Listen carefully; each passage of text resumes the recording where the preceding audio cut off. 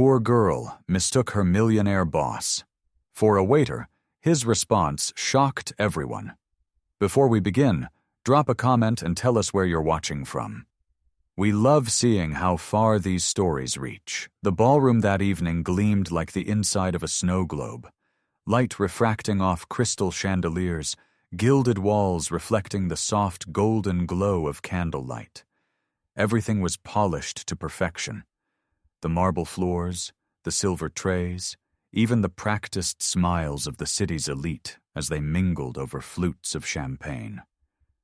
And yet, at the far edge of the room, just beyond the shimmer and the laughter, stood Clara Bennett, a figure so out of place she might as well have been standing outside looking in through the window. She held her breath and folded her hands tightly in front of her, a habit she'd picked up when nerves threatened to give her away. The dress she wore, simple black, modest, a little too loose in the shoulders, had been borrowed from a kind neighbor, pressed with care but unable to hide its age.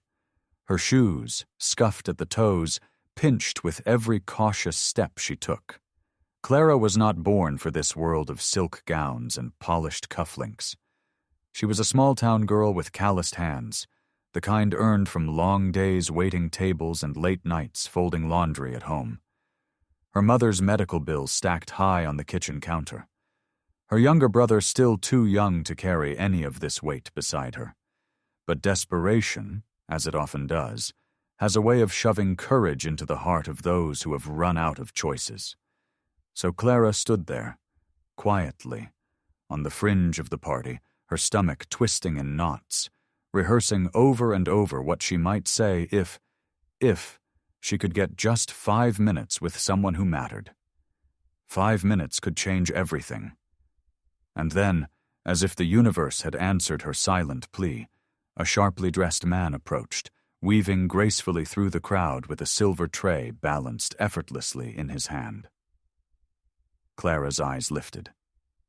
She did not recognize him, but the tray in his hand was answer enough. Could I trouble you for a glass of water, please?" Her voice was soft, laced with the kind of polite apology familiar to anyone who's spent their life on the service side of the room. She didn't meet his gaze for long, afraid to linger, afraid to seem anything but invisible. The man paused for only a second.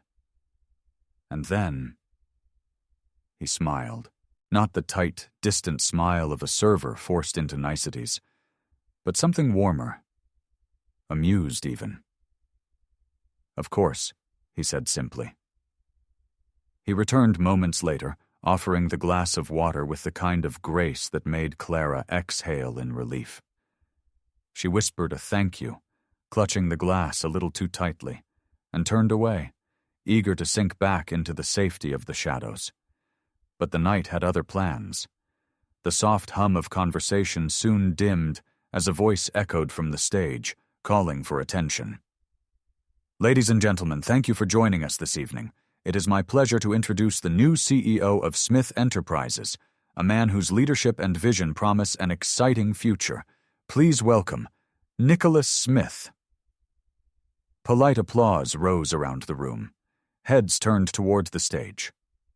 Clara turned, too, her breath catching in her throat. There, stepping confidently beneath the spotlight, was the man who had so graciously handed her that glass of water only minutes ago. Nicholas Smith, the CEO, the so-called waiter. He stood tall at the podium, a natural ease in his posture, eyes scanning the crowd until they found hers. And when they did, his smile returned, this time edged with unmistakable mischief. "Thank you all for the warm welcome," Nicholas began, voice steady, assured. "I must say, it's been an interesting first impression." Laughter rippled gently through the crowd. But where the room was charmed, Clara could feel her face flush, the heat creeping up her neck. She lowered her gaze, mortified. What Clara didn't know, what no one in that ballroom could have known, was that this simple mistake, born from a moment of courage and quiet desperation, would not end in embarrassment.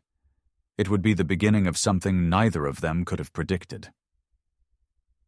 The next morning, the sun rose over the city's skyline like it had something to prove. Bright, sharp, unapologetic. Down below, tucked between glass towers and marble facades, the headquarters of Smith Enterprises stood as a monument to ambition. Clean lines. No-nonsense steel and glass. A place where mistakes aren't easily forgiven, and second chances almost never come. But life, as it often does, has a way of ignoring the rules. Clara Bennett stood at the edge of the executive floor, fingers brushing nervously over the hem of her skirt. The same borrowed dress from the night before, freshly pressed but still whispering of modest means. The receptionist had called her up without explanation, only that Mr. Smith would like a word. Mr. Smith, the CEO, the man she'd mistaken for a waiter. There are moments in life when your heart beats so loudly in your chest that you're sure the whole world can hear it. This was one of those moments for Clara. The assistant outside his office gestured politely. "He's expecting you." Clara nodded, swallowing hard, and pushed open the heavy glass door. The room greeted her with quiet power. Sleek, dark wood, floor-to-ceiling windows framing the city below, and a single orchid blooming on the edge of a sprawling desk. Behind it, Nicholas Smith sat, jacket off, sleeves casually rolled, leaning back like a man with all the time in the world. And when his eyes lifted to meet hers, there was no anger there, no arrogance, just curiosity. "Clara Bennett," he said, gesturing toward the chair across from him. "Please have a seat." Clara's throat felt dry, but she obeyed. There was a pause, deliberate, measured. Nicholas let the silence hang just long enough to be felt. "Most people," he began, voice smooth but edged with challenge, "would have groveled after a mistake like that, apologized, panicked, maybe even cried." Clara held his gaze, though she could feel her pulse hammering beneath her skin. "But you," Nicholas continued, one brow lifting ever so slightly, "you didn't flinch. You smiled, you said thank you, then you moved on. That tells me one of two things." He leaned forward, elbows resting lightly on the desk, fingers steepled. "You're either fearless or foolish. I'm curious to find out which one." There was no malice in his tone, only interest, like a man inspecting an unexpected find and wondering if he's stumbled across something valuable. Clara's back straightened just a bit. "I just assumed you were the waiter," she answered, quietly honest. "I didn't think I needed to apologize for that." Nicholas smiled, small but real. "Good." Another pause. Then, with the ease of someone used to making decisions that change the course of other people's lives, he leaned back in his chair.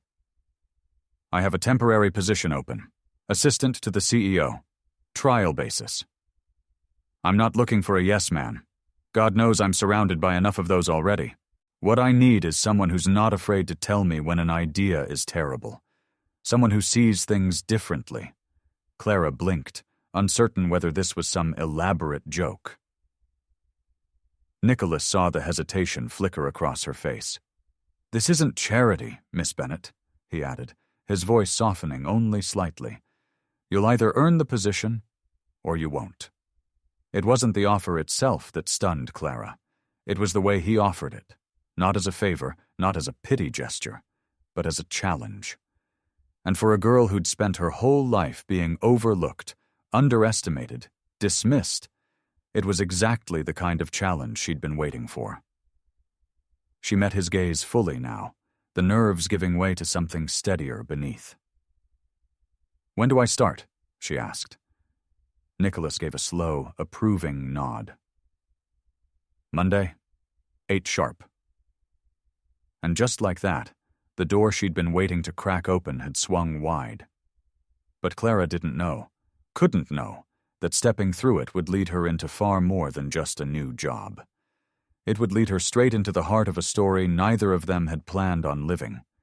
Inside the sleek, glass-walled sanctum of the executive floor, life ran on order. Emails answered by the minute, meetings timed to the second, coffee brewed to perfection. Nicholas Smith's office wasn't just a place of business, it was a fortress. Cool, efficient, immune to noise and nonsense. Or at least it had been until Clara arrived. She didn't march in with polished power suits or a fancy MBA. She came with blunt honesty, messy handwritten notes, and a habit of calling things exactly as she saw them. On her third day, she stared at the quarterly financial report for a long beat, furrowed her brow, then scribbled a label across the top in big block letters. The sadness chart. Nicholas noticed it when she handed the file across his desk. "You renamed the earnings report?" he asked, one brow lifting. Clara didn't flinch. "You've seen the numbers. Tell me that graph doesn't scream economic depression." He didn't laugh. Not right away. But something in his face softened, the edge of his mouth tugging up just a little, like a man remembering what it felt like to be surprised. He wasn't used to assistants who talked like this, or who looked at him like he was just a man, not a title. Over the following weeks, his world began to shift in the smallest ways. His once sacred calendar meetings. Clara started color-coding them with commentary. Red, torture. Yellow, might survive. Green has snacks. And while Nicholas never openly commented, he started showing up to more of the green ones. She poked at his ego, questioned his routines, challenged outdated policies in ways that were borderline inappropriate, and yet oddly insightful. When a consultant proposed a bloated software rollout that Nicholas had nearly signed off on, Clara muttered just loud enough for him to hear, "Ah, yes, nothing says modern solution like billing us for 6 months of bugs." He canceled the contract by the end of that day. She didn't know it, but Nicholas had built his career by expecting the worst from people, not out of cruelty, but caution. Charm, he'd learned early, was often just a polished lie. Praise usually came with strings, and proximity to power always carried an agenda. But Clara didn't care about impressing him. She wasn't here to flatter. She was just herself. And that, oddly enough, was more disarming than any corporate negotiation he'd ever walked into. One evening, they stayed late reviewing a particularly grim projection. Clara was seated on the edge of the conference table, swinging her legs slightly, while Nicholas stood nearby, jacket off, sleeves rolled, tie loosened, both too tired to pretend anymore. "You're either the bravest assistant I've ever had," he muttered, eyes scanning the chart she'd just nicknamed the profit roller coaster, or the most reckless. Clara looked up and grinned. "Why not both?" For a moment, the air between them held something different. Not romantic, not yet, but personal. Unspoken. Familiar in a way that snuck up on them both. Respect, once professional, had taken root somewhere deeper, and neither of them, not the guarded CEO nor the girl with borrowed shoes, dared to admit it aloud. Not yet, but the walls Nicholas had spent years building, they had begun to crack, and Clara, without even trying, had stepped right through. The whispers began as they always do, soft, slippery, born behind closed doors and over half-finished cups of coffee.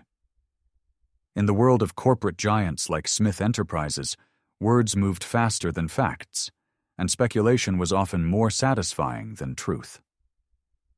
It started with a look, a smile, perhaps held a second too long. The CEO's new assistant, a girl no one had heard of before, sitting in on meetings once reserved for executives twice her age. Jokes shared between her and Nicholas Smith that seemed too easy, too familiar, the halls filled with murmurs. She's close to the boss, isn't she? No way she'd be in that seat otherwise. We've seen this story before. Clara didn't need to hear every word. She saw it in the way conversations paused when she entered a room, in the sidelong glances traded behind screens. There's a weight to being the subject of a rumor, a slow, grinding erosion of the ground beneath your feet. But what stung wasn't the gossip itself.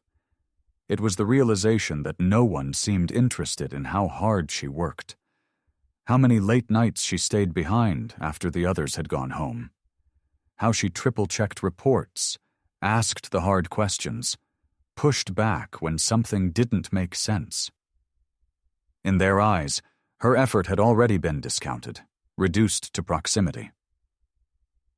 The formal summons came on a Tuesday, a polite email from HR, short and clinical. Please come to room 14B at 3 p.m. to discuss concerns raised regarding your conduct. No details, just enough to twist the knife. Clara walked into the windowless conference room alone, her back straight, though her stomach knotted beneath the surface. Across the table sat 2 members of the HR team, their expressions carefully blank, the kind of neutrality practiced by those who never have to clean up the damage they cause. The questions came cold and measured. There have been reports of inappropriate familiarity between yourself and Mr. Smith. Can you explain how you came to be in your current position without formal qualifications? Have you ever received special treatment or opportunities outside of standard procedure?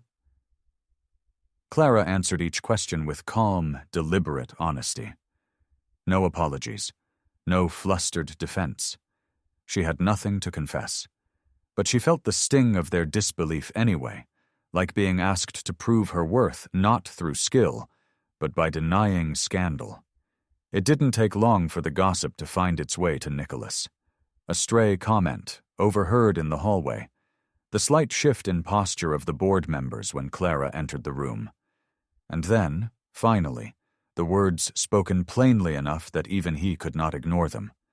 Nicholas Smith was not a man known for losing his temper, but when he stepped into the next board meeting, there was something different about the way he carried himself. Shoulders squared, eyes sharp as cut glass. The room hushed the moment he entered. He didn't waste time with pleasantries. I understand there have been concerns raised about my assistant. Silence. Let me make this clear, he continued, voice even but unwavering. Clara Bennett is in this position because she is the smartest, most capable candidate for the job. Not because of her proximity to this office, not because of anything other than her work ethic and talent. He let the words settle like iron on the table.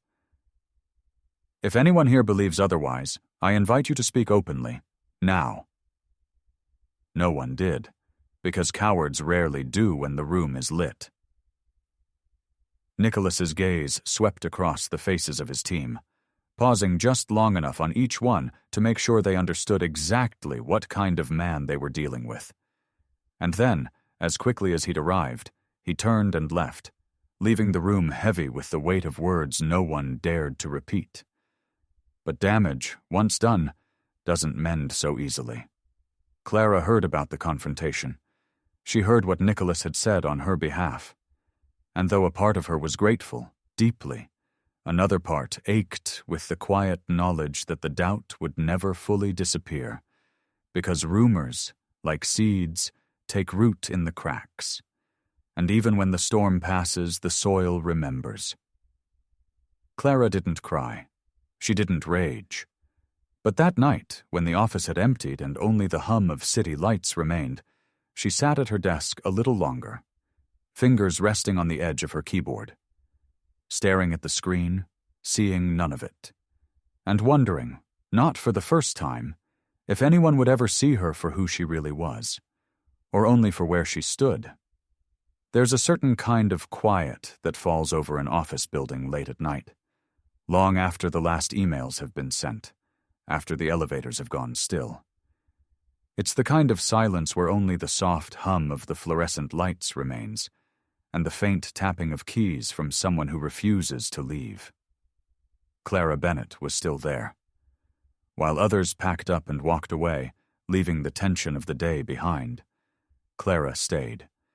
She stayed because she knew the only way to silence the whispers, the doubters, was to let her work speak louder than their words. No one was going to defend her this time, not even Nicholas. But he'd given her something far more valuable than defense, the chance to prove herself. "Present your idea at the next strategy meeting," he'd told her. "Convince them yourself. No favoritism, no safety net, just one open door, and Clara's choice to walk through it." The days that followed were long and relentless. While the city outside her apartment buzzed with life, Clara sat under the pale light of her kitchen lamp, scribbling notes, running numbers until they blurred together on the page. No dramatic music, no quick-fix montage, just the quiet, steady grind of preparation. She researched every angle, rehearsed until the words felt like muscle memory. She asked the hard questions of herself before anyone else could. Because Clara understood something most people never learn, that real respect isn't given. It's earned. The morning of the meeting, Clara stood outside the boardroom door, one hand resting lightly on the handle. She took a breath, rolled back her shoulders, and stepped inside. The room was as intimidating as ever. Long polished table, leather chairs, the faint smell of too strong coffee. The executives sat waiting, half glancing at their phones, the same tired look of people expecting to hear yet another forgettable pitch. But Clara didn't shrink. When they called her name, she stood. Calm. Ready. She connected her laptop to the projector without fumbling, clicked to her first slide. And then she looked up, met their eyes one by one. "Good morning," she began, her voice clear, steady. "Thank you for your time. Today I want to share with you a solution that doesn't just look good on paper, but delivers where it counts.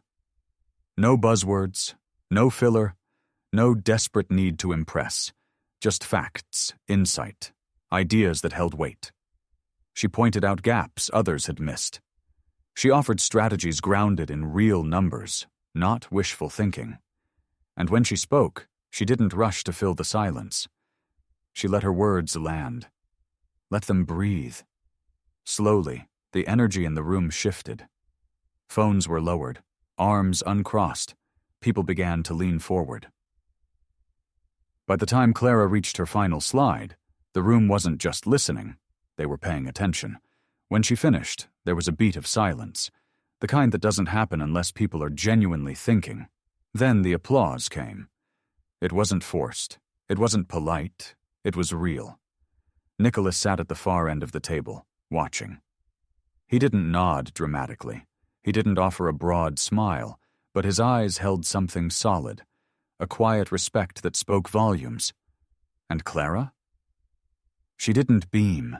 She didn't boast. She simply stood there, head high, steady, knowing in her heart that she hadn't just survived the moment. She'd owned it. For the first time, she didn't feel like the outsider fighting for a seat at the table. She felt like she belonged there, because she had earned it. If this story resonates with you, don't forget to leave a like and share this video with anyone who's out there working hard to prove themselves. And remember to hit subscribe so you won't miss the next inspiring journey we share with you. There are moments in life that arrive without warning. Soft, almost forgettable at first, but then stay with you, carved deep into memory like initials on old wood. For Clara Bennett and Nicholas Smith, one such moment came not in the polished glow of a boardroom or beneath the bright lights of success, but on a quiet, rain-soaked evening when the city streets had emptied and the sky itself seemed to hold its breath. The meeting had run late, one of those endless corporate marathons that drain the air from a room. By the time they stepped outside, the office tower behind them had already gone dark, save for a few flickering windows high above. Neither of them had checked the forecast. The rain came fast, driven sideways by the wind, drumming hard against the pavement. People on the sidewalks scattered, taxis sped by with barely a glance, and umbrellas bloomed like flowers around them, but not in their hands. There they stood, shoulder to shoulder, beneath the shallow shelter of the building's awning. The world around them blurred behind sheets of rain, but the space between them felt impossibly clear. Clara crossed her arms, shivering beneath the thin fabric of her blouse, damp hair clinging to her face. She laughed softly under her breath, the kind of laugh that holds more weariness than humor. "I knew I should have checked the weather." Nicholas offered the faintest smile, his own jacket already soaked through at the shoulders. But he didn't move away. Neither did she. The silence between them was not uncomfortable. It was charged, humming with the weight of things unsaid. For weeks now, something had been shifting. Not loudly, not clumsily, but in the small ways that matter most. The way her eyes would meet his across the table when an idea landed just right. The slight curve of his smile whenever she challenged him, not disrespectfully, but honestly. The way his voice softened, only for her when the room had emptied. They had danced around it, both knowing, both pretending not to. But tonight, standing there, dripping wet, stripped of the armor of title and professionalism, there was nowhere left to hide. Clara turned to him, her gaze steady, though her voice was barely above a whisper. Whatever this is," she began, the words catching, held back by pride, by fear, by reason. "We can't let it interfere with work." She meant it, every syllable, because she had fought too hard to be seen for her mind, not her heart. And Nicholas, watching her closely, understood that better than anyone. He nodded once, slow, deliberate, agreement on the surface, but his eyes told another story entirely. There was longing there, raw, patient, but undeniable. He didn't reach for her. He didn't cross the space between them. But the weight of the moment hung between their bodies like gravity itself, pulling, waiting. The rain kept falling, softening the edges of the night, casting reflections on the slick pavement below. Somewhere in the distance, a taxi horn cut through the quiet. But they stayed there a little longer, not speaking, not moving, each holding their line. And yet, neither of them truly ready to walk away.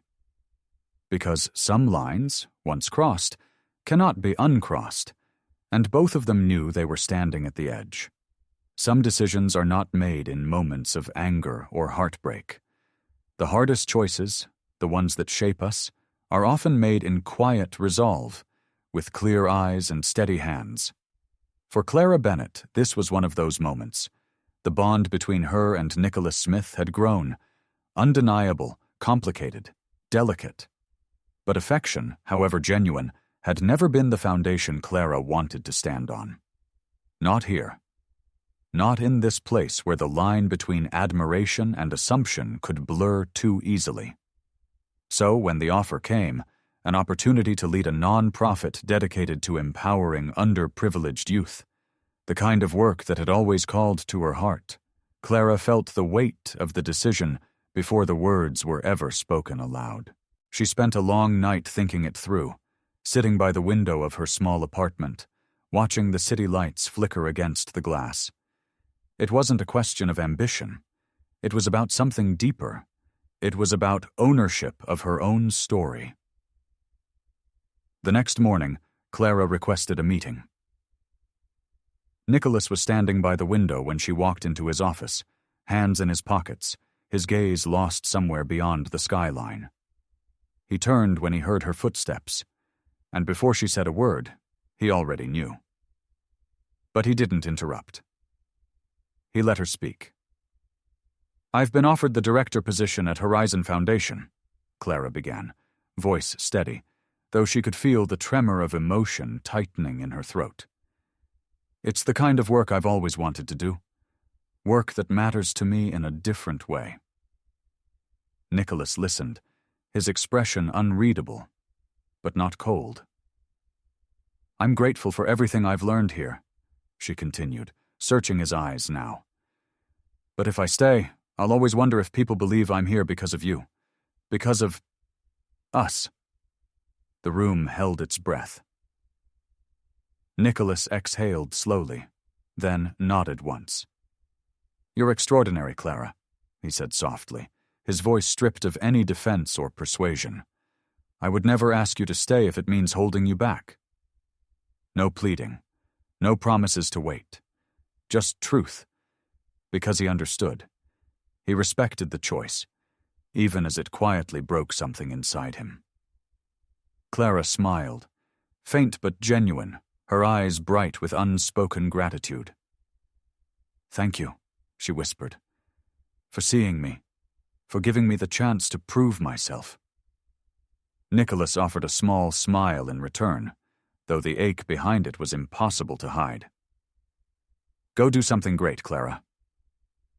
And with that, the conversation was over. No dramatic goodbye, no emotional outburst, just two people who cared for each other enough to let go, to make space for each other's growth, even if that meant standing apart. Clara walked out of his office, her head high, heart steady. She knew the road ahead would be harder on her own. But it would be hers. Her choice, her path, her life. Some bonds don't break when life moves on. They stretch, they shift, but they hold. Even after Clara walked away from the glass towers of Smith Enterprises, choosing a quieter path rooted in purpose rather than prestige, Nicholas Smith never truly vanished from her world. He didn't call. He didn't write. He never made grand gestures. Instead, he showed up in the smallest ways, the kind that said everything without a single word. At her nonprofit's first fundraiser, Clara had expected a modest crowd. But as she stood backstage preparing to speak, she noticed him, seated quietly in the far back row. No entourage, no spotlight. His suit was simpler than usual. No tie, just a man in the audience, watching with a calm pride that no one else seemed to catch. He slipped out before the applause faded. But 2 weeks later, an anonymous donation arrived. Generous, specific, and accompanied by a single line typed onto the memo line. Keep building. She never asked. He never claimed credit. But the pattern continued. Whenever Horizon Foundation launched a new program, a check would appear. No press, no signature. When they opened a community library in a struggling neighborhood, she found a first-edition copy of To Kill a Mockingbird left on the welcome table. Inside was a note.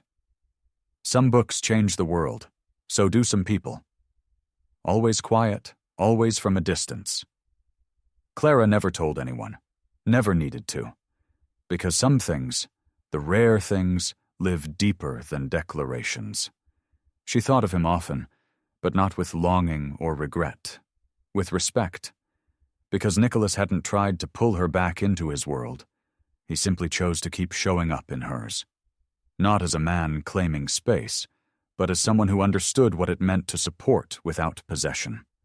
And in those quiet, steady gestures, Clara saw something more enduring than romance. She saw character. She saw choice. And maybe, in time, something still waiting to grow. Time didn't tear them apart. It simply stretched them. When Nicholas moved to New York, there were no dramatic goodbyes.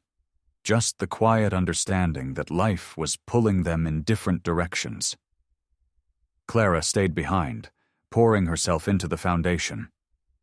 She thrived, but in the silence of night, sometimes her hand hovered over the phone.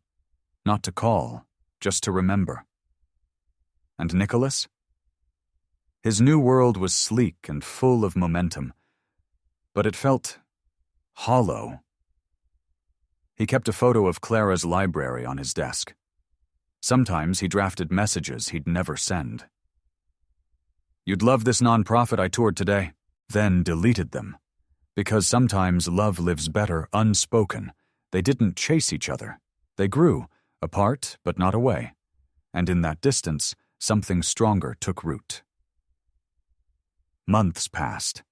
Clara came to New York with her youth group, invited to a citywide event. On stage, introducing the kids, her gaze swept across the crowd and stopped. Third row. Nicholas. Alone. Watching. No wave, no grand gesture, just quiet recognition. Later, near a side exit, he found her. "You once told me we couldn't let emotions interfere with work," he said. "You're not my boss anymore," she replied, eyes soft. "And I'm not the girl who mistook you for a waiter." No apologies, no catch-up, just presence. Sometimes reunions don't need words. Sometimes they just begin. Nicholas didn't return as a donor or guest speaker. He returned as a volunteer. He and Clara worked side by side. Late nights, sticky notes, budget debates over cold coffee. No romance in the traditional sense, just mutual respect, shared purpose, steady admiration. "You're pushing too hard on this proposal," Clara said once. "You're right," Nicholas replied. "Let's rework it." They weren't building a love story. They were building something better. At a sunlit fundraiser in the courtyard, Nicholas found her. No velvet box, just a simple gold ring. "You asked me for a glass of water once," he said. "You didn't see power. You saw a man. That's why I fell for you." He stepped closer. So now, without suits, without titles, just me. "Nicholas, will you marry me?" Clara smiled, eyes shimmering. "Yes, but promise never to bring me water at a gala again." They both laughed. No kiss, no performance, just two people who had chosen, again and again, to show up, for the work, for each other. Not out of need, but out of love. What about you? How would you rate this story on a scale from 1 to 10? Drop your score and your thoughts in the comments below. I'd love to hear what you think. Thank you so much for watching and being here. Don't forget to like, subscribe, and turn on the bell so you won't miss the next story.